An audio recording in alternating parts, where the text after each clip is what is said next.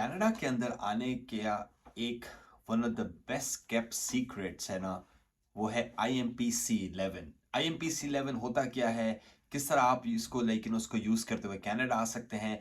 तो आज की वीडियो में हम उसके बारे में बात करेंगे और उसके मैं पूरे प्रोसेस के बारे में आपको समझाऊंगा।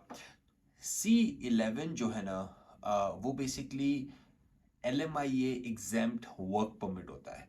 और वो होता क्यों है, किन लोगों के लिए होता है, पूरी वीडियो आज में उसके ऊपर डेडिकेटेड है। और अगर आप इंटरेस्टेड हैं इस C11 वर्क परमिट में या कनाडा के अंदर बिजनेस इमिग्रेशन के अंदर आने में, या इन्वेस्टमेंट्स के अंदर, तो हमें लॉटीक LAWTIQ lawtique.com पे आप हमें कांटेक्ट कर सकते हैं। सो IMP क्या, इंटरनेशनल मोबिलिटी प्रोग्राम के अंदर C11 एक कैटेगरी है वर्क परमिट्स की, जो बेसिकली डेडिकेटेड होती है सेल्फ एम्प्लॉयड एंड एंटरप्रेन्योर्स के लिए, जिन्हें कनाडा में आके बिजनेस लेना है या मैनेज करना है। ओके, अब इसमें क्या होता है कि बेसिकली जब आप बिजनेस आके मैनेज करते हैं, उसे चलाते हैं या उसे बेसिकली रन करते हैं और ग्रो करते हैं और कनेडियंस को जॉब देते हैं, राइट। ओके, और जब आप एक अरसे के बाद उसे 12 महीने के बाद चला लेते हैं और कुछ सर्टेन रिक्वायरमेंट्स मीट करते हैं, तो C11 से आपका जो है ना PR का रास्ता निकल आता है जी। सो अब C11 के पास अलावा हमें पता है कि भाई प्रोवेंशियल नॉमिनी प्रोग्राम्स के अंदर है, राइट, इन्वेस्टर साइट्स। पर C11 क्या है जनरली, राइट, और C11 काम किस तरह करता है। पहला स्टेप होता है C11 के अंदर, आपने ये डिसाइड करना होता है कि भाई आपने नया बिजनेस लेना है या आपने पुराना बिजनेस लेना है, राइट। ओके, चलता हुआ बिजनेस लेना है आपने, या आप अपना खुद का बिजनेस स्टार्ट करने वाले हैं। पहले तो आपने ये डिसाइड करना है। जब आपने ये डिसाइड कर लिया, ओके, लेट्स अज्यूम कि ये चलता हुआ बिजनेस है, राइट, तो आप जाहिर सी बात है चलता हुआ बिजनेस खरीदेंगे, राइट। पर अगर ये नया बिजनेस है, राइट, ओके, इन दोनों सिनेरियोस के जो सेकंड स्टेप होता है वो एक होता है बिजनेस प्लान तैयार होता है। ओके, बिजनेस प्लान जो होता है वो आपकी एप्लीकेशन के साथ, राइट, भेजा जाता है IRCC, जो कनाडा के अंदर इमिग्रेशन का जो डिपार्टमेंट है, मिनिस्ट्रियों से भेजा जाता है।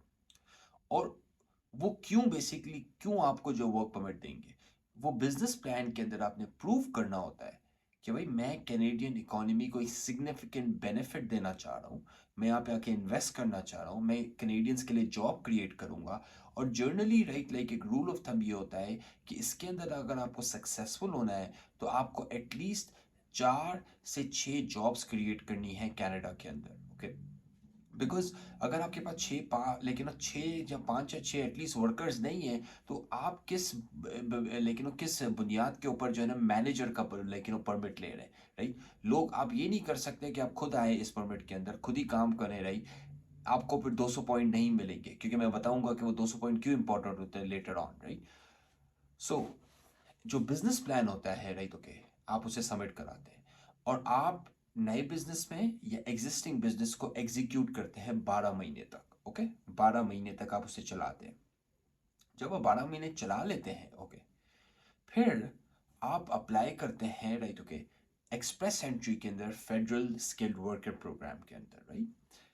अब इसका फायदा क्या हुआ इस पूरे चीज करने का, भाई पहले भी आप एक्सप्रेस एंट्री में अप्लाई कर सकते थे ना। जब आप ये C11 लेके 1 साल तक कनाडा के अंदर बिजनेस चलाते हैं, राइट, ओके, तो उससे ये होता है कि जब आप ये क्राइटेरिया मीट करते हैं, जिस तरह मैंने बोला कि आपने कुछ लोगों को हायर किया है, वो पूरा आपने बिजनेस चलाया है, आपके सैलरी आपने अपने आप को दी है, मतलब ये सारी चीज़ें देखी जाती हैं, ये सारा पेपर वर्क देखा जाता है।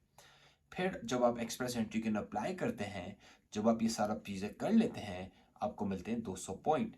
अब 200 पॉइंट से ये होता है कि जो आपका CRS कोड होता है, राइट, वो आपका बम्प अप हो जाता है और चले जाता है 600, 550, 600 की रेंज में, क्योंकि मोस्टली लोग, राइट, वो हवर करते हैं 350 से 450 के अराउंड, राइट। और अगर आपका वैसे अगर 550 स्कोर है तो फिर तो आपको ये चीज़ें करने की ज़रूरत नहीं है।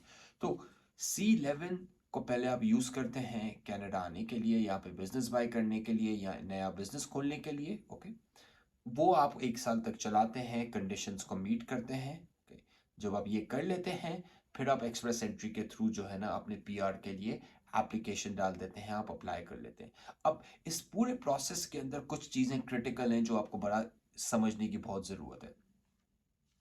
पहला जो बहुत इंपॉर्टेंट पॉइंट होता है वो आपको होता है बिजनेस प्लान, जो हमने आप देखिए सेकंड स्टेप में किया कि नया बिजनेस ले रहे हो या पुराना ले रहे हो, बिजनेस प्लान की प्रॉपर रिक्वायरमेंट है उन्हें, क्योंकि भाई वो क्यों आपको कनाडा में आने के लिए दे, आप ऐसा क्या मतलब कि जो है ना नई चीज़ करें यहाँ पे आके, आप ऐसे क्या सिग्निफिकेंट बेनिफिट देंगे इकोनॉमी को, राइट। सो बिजनेस प्लान सॉलिड होना चाहिए और बिजनेस प्लान क्लियरली इंडिकेट करना चाहिए कि क्यों आप इधर आना आपके लिए ज़रूरी है और उससे कनाडा को क्या फ़ायदा होगा, राइट। तो पहला स्टेप ये है, सही है ना। अब दूसरे स्टेप में क्या होता है, जब आप यहाँ पे आ जाते हैं, राइट, ओके, जब अप्रूव हो जाती है तो आपको जो कंडीशंस मीट करनी होती है ना, वो बड़ी इंपॉर्टेंट है। बहुत सारे लोग क्या करते हैं कि यहाँ पे आ जाते हैं, उन्हें वर्क परमिट मिल जाता है, मोस्टली ये 2 साल का होता है, राइट, ओके, 1 साल का भी कभी मिलता है पर 2 साल का होता है जो रिन्यू भी हो सकता है, राइट। सो वो करते ही हैं कि वो कंडीशंस के ऊपर फोकस नहीं करते। जब आप कंडीशंस के ऊपर फोकस नहीं करते हो तो आप कर ये रहे हो कि आपने पहला जो हर्डल था वो तो आपने पार कर लिया, जो सेकेंड हर्डल है जो पीआर पे आपको लेके जाएगा, आपका वहां पे मसला आ गया। क्यों? क्योंकि आपको जब क्लियरली कंडीशंस बताई गई थी कि आपने ये इन लोगों को इतने लोगों को हायर करना है, आपने बिजनेस प्रॉपरली चलाना है, आपने ये चीज़ें करनी है, आपने उससे के साथ कंप्लाई नहीं किया या आप जो है ना प्रॉपरली उस चीज़ को फॉलो नहीं किया, जब आपने फॉलो नहीं किया तो उसका क्या होता है, फिर आपको आईआरसीसी लाइक आगे जाके क्वेश्चन कर सकता है कि भाई आपने तो बोला था कि आप जो है ना ये सारी चीज़ें करेंगे, आपने ये चीज़ें नहीं की। तो जो सेकंड जो बिगेस्ट चैलेंज होता है वो आपने ये मेक श्योर करना होता है कि आप प्रॉपरली बिजनेस को रन करें, राइट, ओके, एक सर्टेन पीरियड ऑफ टाइम पे विच इज मिनिमम 1 ईयर। इसके बाद जाके आपको जो 200 पॉइंट मिलते हैं, बिकॉज देखें आईआरसीसी के जो लोग हैं, जो वीजा ऑफिसर्स हैं और जो उनके डिपार्टमेंटल लोग हैं, वो बहुत होशियार हो गए हैं अभी कि उन्हें पता है कि लोग पहले क्या करते थे कि वो आते थे, खुद ही काम करते थे, ओनर मैनेजर की पोजीशन नहीं होती थी, कोई बड़ा बिजनेस खोलना नहीं होता था उनके, राइट, ओके। तो वो ओनर ऑपरेटर के परमिट के थ्रू आ जाते थे और फिर इसी वजह से owner operator permit like IRCC ने बंद कर दिया, लेकिन कैनेडियन इमिग्रेशन ने, और फिर इन्होंने राइट C11 का जो इंटरनेशनल मोबिलिटी प्रोग्राम के अंदर ये परमिट निकाला जो थोड़ा सा डिफरेंट था, राइट। अब इसमें क्या होता है कि अगर लेट्स से कि आपको ये चीज़ें नहीं करनी है, राइट, ओके, फिर इन्वेस्टमेंट के थ्रू आपके 2 रास्ते बच जाते हैं प्रीटी मच, राइट। एक जो आपका रास्ता जो बचता है वो बेसिकली बचता है आपका, राइट, लेकिन बिजनेस इमिग्रेशन के अराउंड जो पीएनपी प्रोग्राम जो बोलते हैं, अल्बर्टा, सस्कैचुअन, जिसमें $1,00,000 मिनिमम है, सस्कैचुअन के अंदर 1.5 लाख मिनिमम है, जो प्रोविंशियल इन्वेस्टर प्रोग्राम्स हैं, और मैंने वीडियोस भी उसके अराउंड क्रिएट की हुई, तो आप चैनल पे जाके लाइक चेकआउट कर सकते हैं। और एक और जो प्रोग्राम बचता है वो स्टार्टअप वीजा प्रोग्राम है, राइट। सो C11 को आप एक्सप्लोर करें, I think it's an amazing programme. ये उनके लिए भी बहुत अच्छा है जिनके एस्टैब्लिश बिजनेसेस हैं, राइट, पाकिस्तान से बाहर, पाकिस्तान में सॉरी इंडिया के अंदर, लाइक दुबई, मीना के अंदर, कनाडा से बाहर आपके एस्टैब्लिश अगर बिजनेसेस हैं तो आपके लिए भी ये प्रोग्राम बहुत अच्छा है, बिकॉज यहाँ पे आके आप बिजनेस एक्सपैंड कर सकते हैं, सिग्निफिकेंट इकोनॉमिक एक्टिविटी जनरेट कर सकते हैं, कैनेडियंस को हायर कर सकते हैं, जिसके बेसिकली थ्रू आपका भी जो है ना इवेंचुअली 1 साल के बाद पीआर हो जाएगा। अगर आप इंटरेस्टेड हैं बिजनेस इमिग्रेशन के अंदर, इन्वेस्टमेंट्स के अंदर कनाडा के अंदर, तो हमें कांटेक्ट करें लॉटीक LAWTIQ lawtik.com पे। क्वेश्चंस हैं अगर आपको तो आप 20 लाइक कमेंट्स में जाइए और क्वेश्चंस कीजिए हमसे, right, like and will be happy to help you. Like कीजिए, सब्सक्राइब कीजिए और शेयर कीजिए, right. Thank you so much.